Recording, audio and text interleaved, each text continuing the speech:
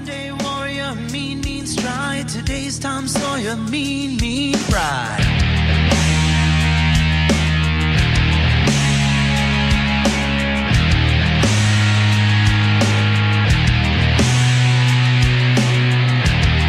Though his mind is not for rent, don't put him down as arrogant.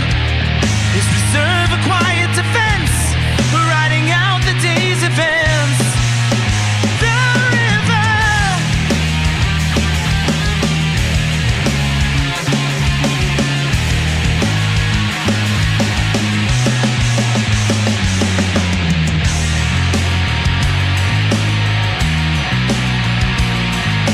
what you say about his company is what you say about society. Catch the mist, catch the myth, catch the mystery, catch the drift.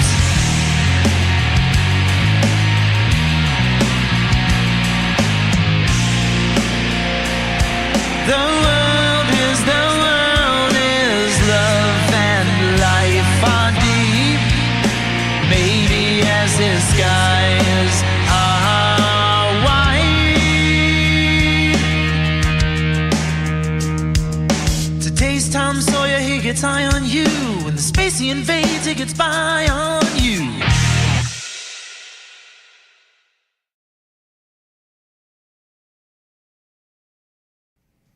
Warning: this podcast features adult subject matter, adult language, and things not meant for children to hear. Viewer discretion is advised. You've been warned. If it's Saturday, welcome to the pregame, folks. What would a pregame be without a little pregame? You ready, brother? Give me about 20 seconds to cool down. I'm not trying to take a flaming hot, Yeah, you're good. torch my lungs out. But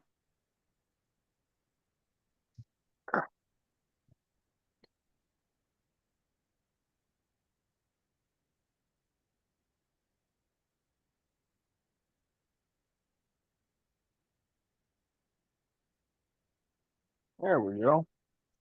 Now she's coming down. So it always feels like the longest time, bro. It felt like 5 minutes sitting there. Cheers, broski. Cheers, brother.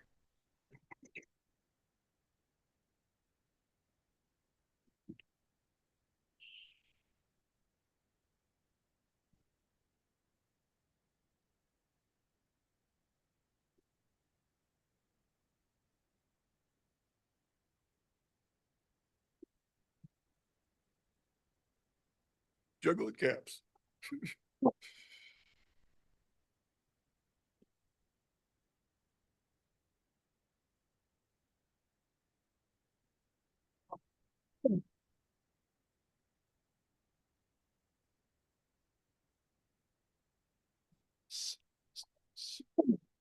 And with that, welcome, ladies and gentlemen, boys and girls, children of appropriate ages, to our third now episode of the pregame, the show to get you excited for the pay-per-view before the pay-per-view actually gets here. Today, as like every episode, I am joined by my homie Flintlock. How you doing over there, homie? Doing good. The better question is, how are you doing? I'm here, and that's what matters. So, for those of you who somehow do not know, today is UFC 315 Eve. The UFC makes its way back to Montreal for the first time in far too fucking many years. And as we like to say, in most situations when the UFC is on the road, one thing they do very well is fill those cards with local talent. So there are plenty of Canadians on this 315 card here for the maple syrup folks to be rooting for at home. So before we dive all the way into it, anything specific you want to get into about 315 here? No, there are some things I do want to touch on. I mean, to be honest with you, the first thing I'm going to go for is I kind of just want Muhammad to lose. Yeah, so does most of the combat sports world. The problem is that He's training with Khabib, so he's almost absorbed some good juju by osmosis by training in a camp that people like. And then the other side of it is that Jack kind of got rushed into this title shot because realistically it should be Shavkat Rakhmonov, but he got hurt and he's out for like 6 months with an injury. And the UFC doesn't like to wait for title fights to happen. They make fights around events, not the other way around. So they already had this title defense planned. So he basically said, he's good to go. And they were like, okay, Jack, you're next. That's kind of how we found ourselves in the situation we're in, really. Kind of next man up mentality, I guess. Basically, yeah. Because it's not like Jack's bad, and it's not like he was far down the ranking. I think he's ranked 4 right now. So he's still right there. He's in the top 5, and he's doing good work. But he just wasn't quite there just yet. He literally was the next man up when the guy who was next up got hurt. All right. It is what it is, I guess. Maybe it's this time for him to make his mark.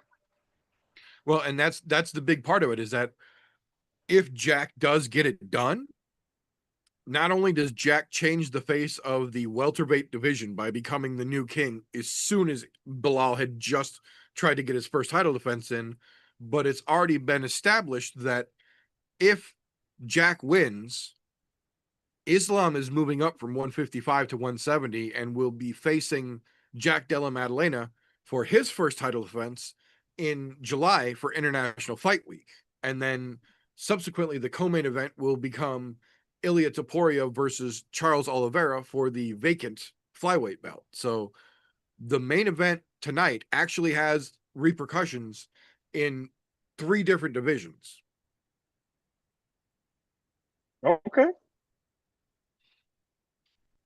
And the other side of the coin is that if Bilal, like a lot of us are worried he might, is just all bullshit about that whole Canelo hands thing, and once that bell rings, goes back to the Bilal that we've seen for the last decade, and he's going to do a whole lot of crotch riding and butt sniffing, make it a very boring 25 minutes, but establish that he can butt ride you for 25 minutes to keep his belt.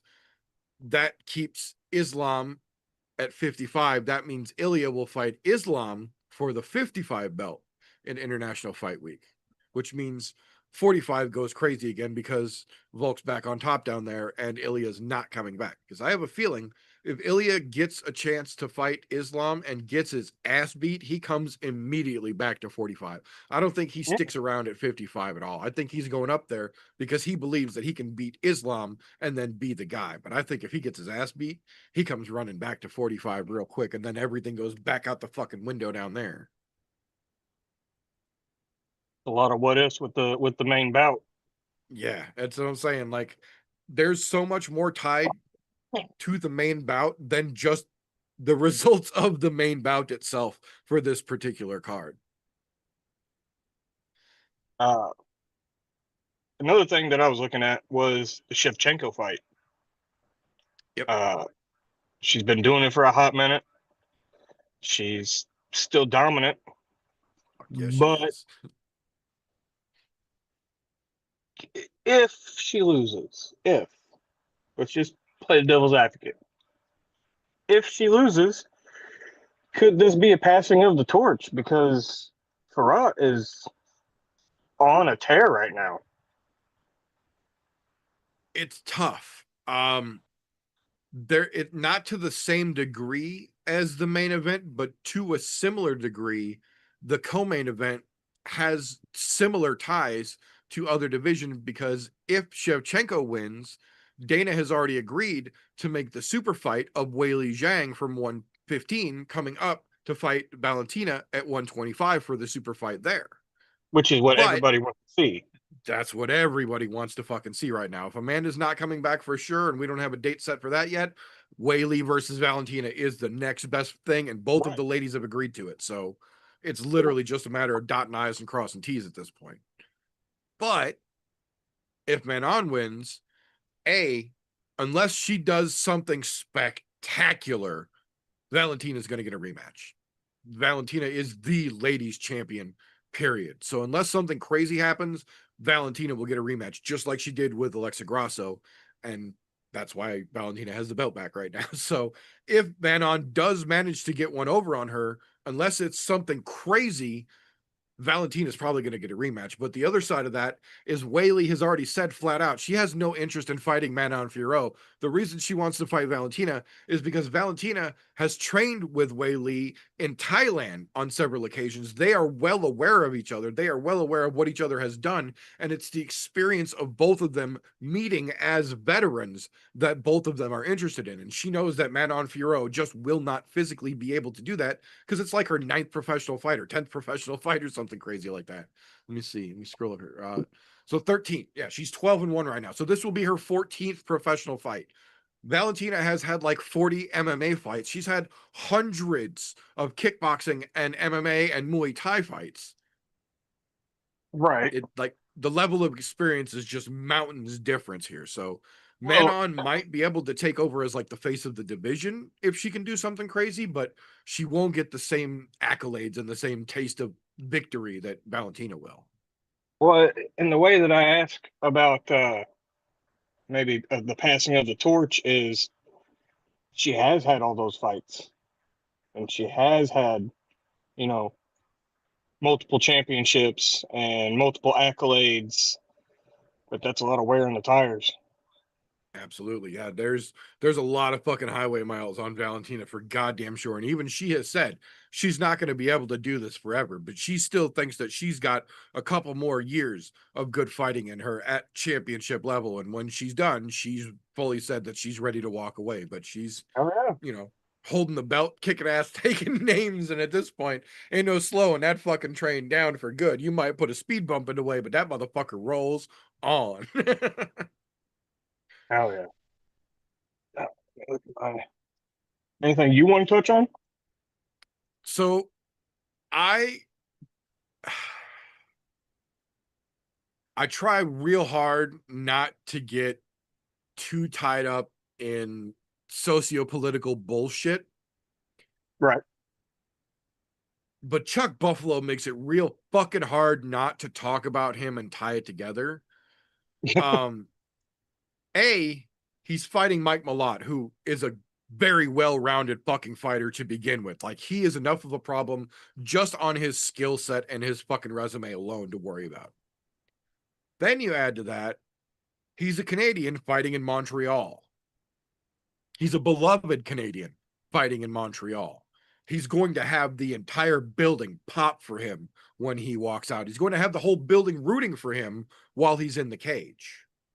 Plus, he's a really fucking nice guy. So it's hard to root against Mike Malott in any way, shape, or form at this point. Then you got old Chuck Buffalo here, Charles Radke. He's not a world breaker, but he's not a full can. Like he's somewhere in the journeyman level, it looks like at this point. But he's one of those dudes that for whatever fucking reason saw the dumb shit that Colby does and thought, that'll work for me too. So he went on a tirade all week talking about how he hates Canada, how it's full of filthy fucking Canadians, how they're all bad fucking people, blah, blah, blah, just ignorant fucking shit, and how if anybody in Canada doesn't like it, they can come suck his dick after the fight, blah, blah, blah, just stupid shit, and leaned into it for like 6 different fucking interviews and was like, this is me, this is who I am now. Like he's genuinely molding into that like Colby 2.0, like a Timu Colby. Like, I try not to get too socio-politic, but at this point, I'll be waving the fucking maple leaf because I want to see Mike Malott knock that loudmouth motherfucker out. Like, That's fair. If you talk shit like that, like, oh, I understand creating hype for a fight or wanting like to, yeah, hype there's people creating up, hype for a fight, yeah, and then there's just being dumb. being Like, ignorant. it's 2025, man. We're all grown adults. Like, really, really, fuck Canada, and you're going to Canada bring to a whole try and nation make your into this? living. You got to bring a whole Like, nation in this. Say fuck Mike Malott if you want to.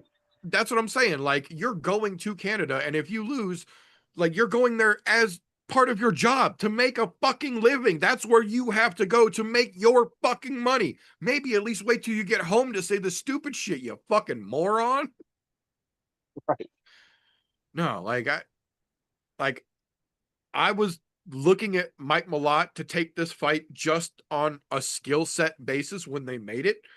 And then old Chuck Buffalo had to come out and say some stupid shit. So now I'm full on going to be waving my little Maple Leaf flag when that fucking fight happens.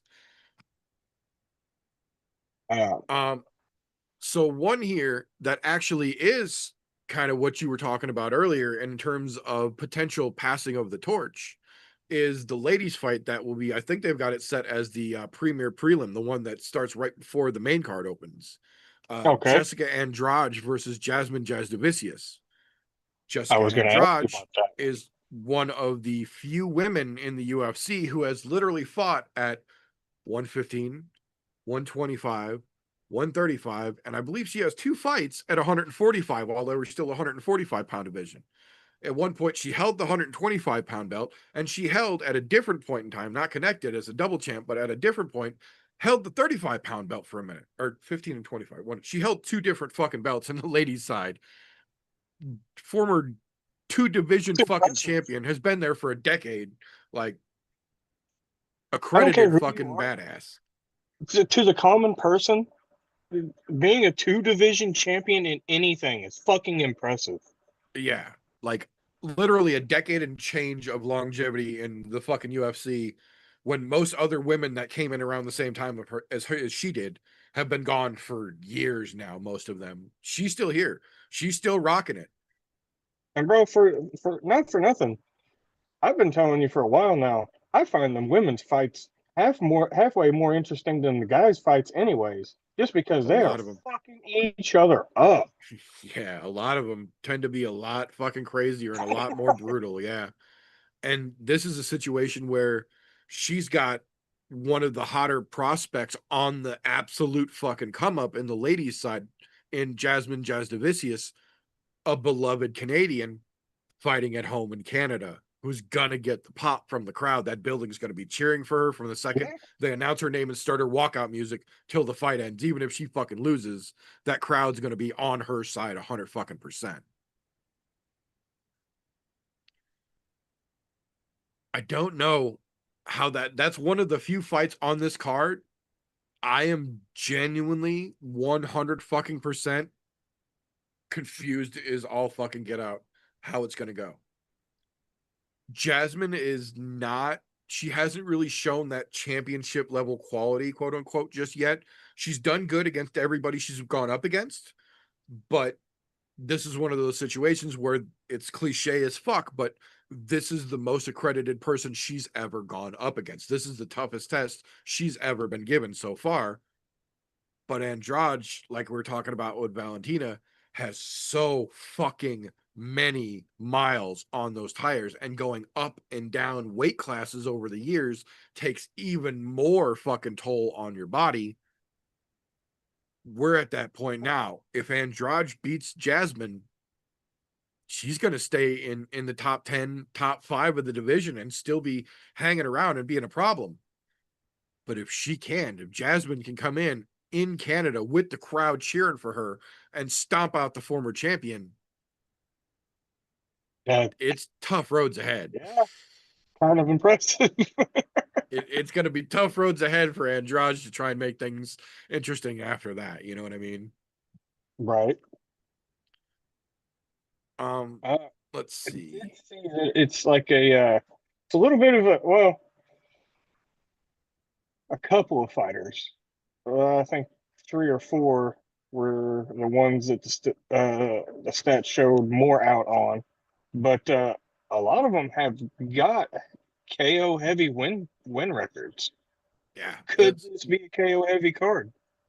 This card is stacked fairly well. It's not the best pay-per-view of the year by any stretch of the imagination, but it's better than most of them that we have seen so far. It's one of the better ones that we will look back on at the end of the year. I'm fairly confident. The matchmaking in most of these fights is pretty fucking right on. There aren't any real lopsided, like, oh, this is going to be a fucking massacre, lamb to the slaughter kind of fights on this card. They're all pretty evenly matched. They could still teeter either way in a lot of them, but most of the actual matchmaking skill wise and experience wise are pretty fucking right on for this card. Oh yeah. The only real crazy one that could go lamb to the slaughter kind of deal is going to be strangely ironic because they're in Canada, and that's the BSD fight. Benoit Saint Denis was originally scheduled to fight Joel Alvarez on Saturday, and then on Tuesday of this week, Joel Alvarez hurt his hand and had to go in for surgery, and they found a last minute replacement in a Canadian guy making his debut. Doesn't have a bad record, doesn't seem like he's a bad fighter. He just has never been in the UFC before, making his debut under the bright lights on a short notice fight. And the Vegas odds are something to the tune of like minus 2,000 for BSD as a favorite, and like plus 1,700 as an underdog for Kyle Prepolek. Like, it's a weird one to call because when we saw BSD early on in his career, he was just mauling motherfuckers. He's former French Special Forces, former French SAS, like legitimate, bona fide, worked high level military security detail in the Middle East in war zone combat, like combat areas. Like, dude is legit died in the wool, fucking military trained combat badass. But then we saw him fight Dustin Poirier, and he had staph infection, and he was on antibiotics for like a week and a half before the fight, and the dude's energy tank dropped in like 3 minutes flat, and Poirier fucking dog walked him. Well, it's kind of hard to do when you're fighting a huge infection.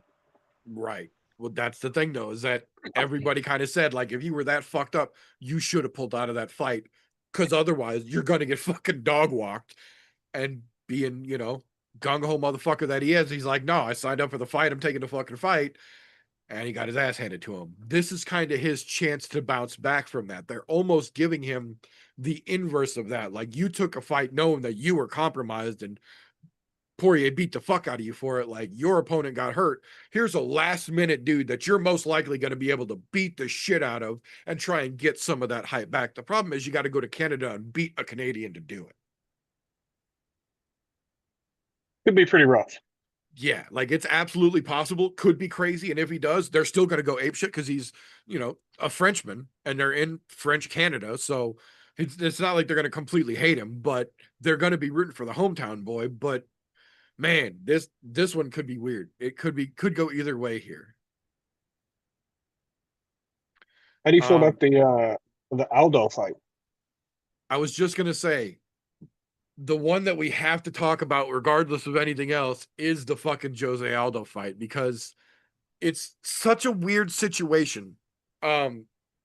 Friday, I think they said it was at 6 o'clock in the morning or 5 o'clock in the morning. Jose Aldo gets told by the UFC doctor, you're too depleted. You have to medically stop cutting weight. And he was at like 139 or 140 pounds. So they call Firas Zahabi and Ayman Zahabi. Ayman's already down at 136. He's there. He's going to, be on weight by the morning to step on the scale, no problem. But because Jose was more than 5 pounds different from him, the Canadian Commission will not allow catch weights with more than 5 pounds, period, under no circumstances. So if they can't get somewhere back into that negotiable range, the fight is off regardless. There is no 20% of the purse and you move it to a catch weight if it's more than 5 pounds in Canada. They just don't do it. To their credit, Ayman and Firas Zahabi called the UFC, renegotiated because there wouldn't be any 20% purse fine like there would for a weight miss, but renegotiated to accept the fight at featherweight instead of bantamweight on, I believe, 5 hours notice from weigh-in, literally in their hotel room 5 hours before they step on the scale to make the official fucking weigh-in. They agreed to move it up. So basically they went out to breakfast.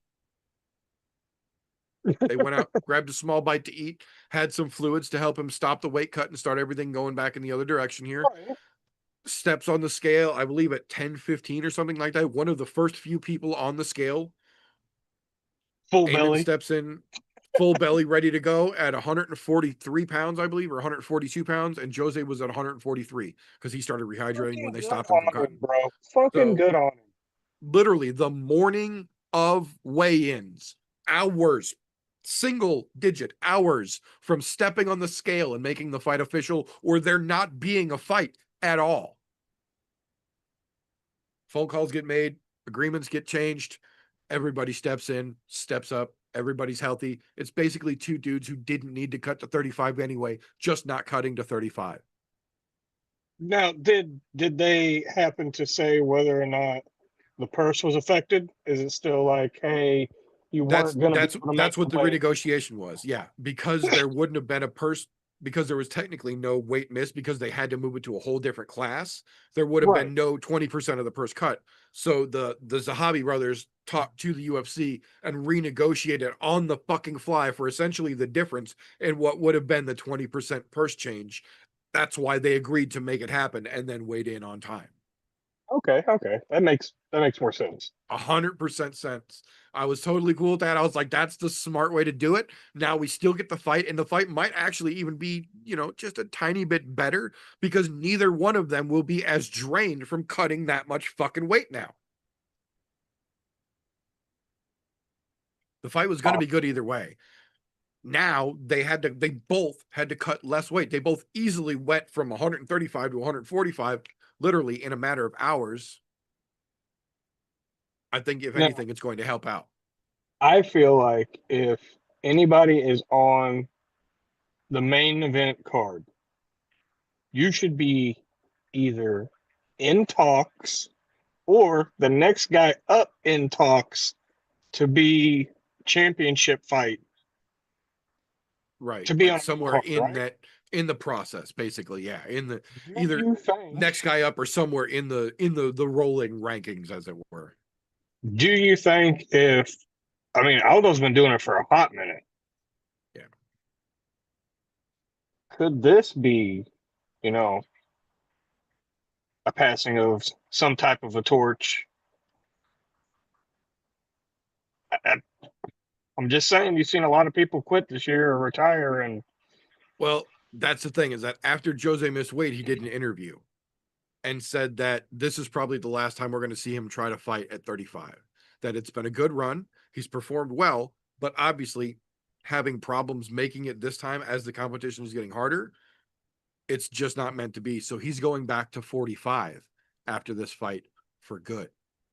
okay, so he's going to go up to okay, He's he's going to going go back up to to 40, 45. back to Yeah, 45. 45 is where he was the champion for a literal decade. He was the king of Rio at 45. He is the GOAT featherweight, period. Even fucking Volkanovski and Max, everybody agrees. Jose is the GOAT at 45. This was basically a late career.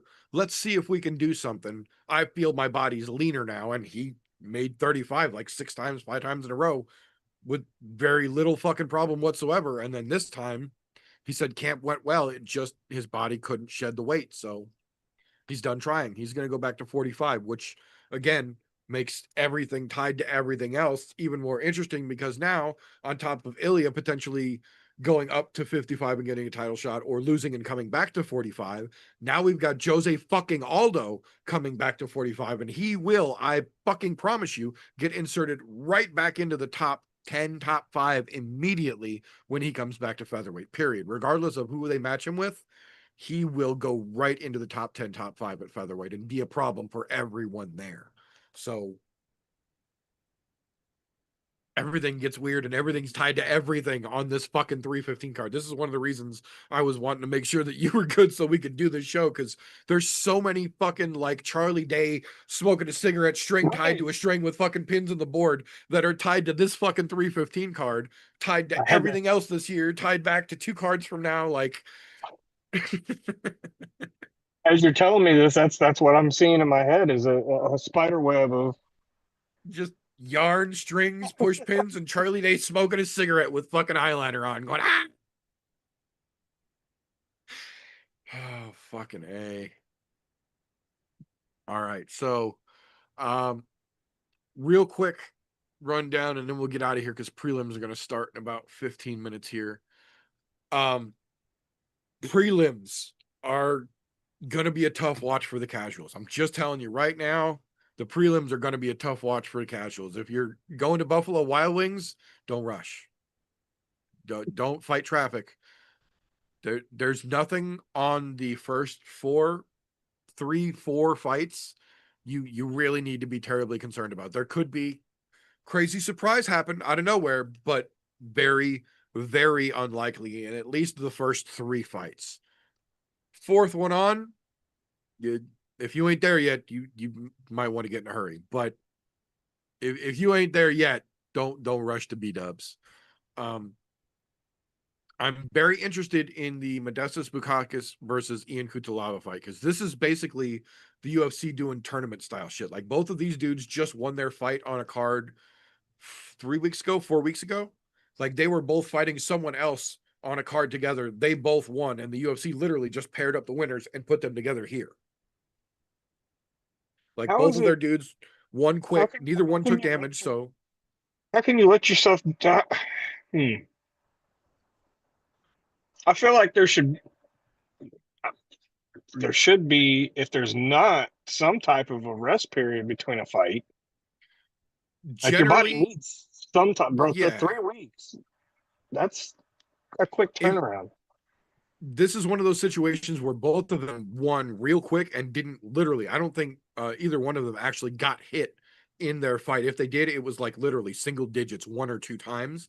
Both of them had quick finishes, and both of them were still in shape. So it's more of like, we didn't really get a fight in either one of their situations. So fuck it, they're both in shape. They don't need a whole camp. They can go again right fucking now before they need that rest. And they just jumped them right back in line here. Like, oh, you won, you both won quickly. Here, we got an opening right there. You guys can fight each other in 3 weeks, get another paycheck, and then take 6 months off, and it won't hurt either one of you either way. There we go. I'm curious how it's going to play out. Cutelaba looked like he was going to be a fucking world breaker for a minute early on. He's the dude that paints himself green and screams at people at the fucking weigh-ins.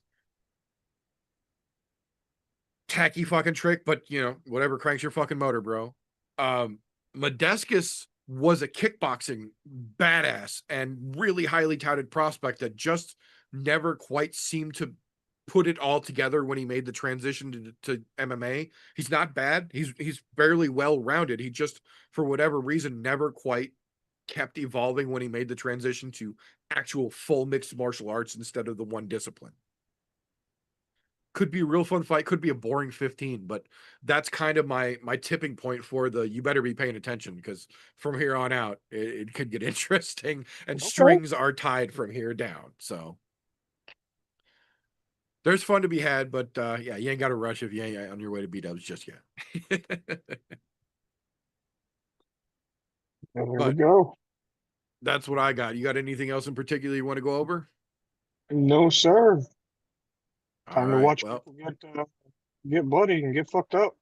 Yeah, in that case, if you ain't on your way to Buffalo Wild Wings yet, this is your cue. Get your keys and head on that way, because UFC 315 prelims kick off in a little over 15 minutes. So we're going to go ahead and call that all for this particular episode. If you like what we are getting up to around here, please make sure you are subscribed. Make sure your notifications are turned on. If you like it, give us a thumbs up. We appreciate that. If you don't, give it a thumbs down and go fuck yourself. I'm not going to tell you not to. But that's all we've got for this one. We will see you again next month for UFC 316. But that is all for now. So have a good one, boys and girls.